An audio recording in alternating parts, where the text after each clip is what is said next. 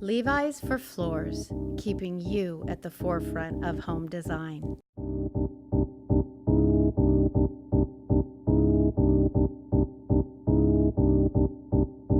Hi, I'm Suzanne Winn, and I'm so excited to tell you Wallpaper's back. It's finally back. Yep, but it's back in a little different format. We're seeing it now either in small rooms like this powder room, where I laid down some grass cloth that adds a ton of depth and texture and interest, overlaid one smoking piece of art and got a stunning powder room, or as a feature wall.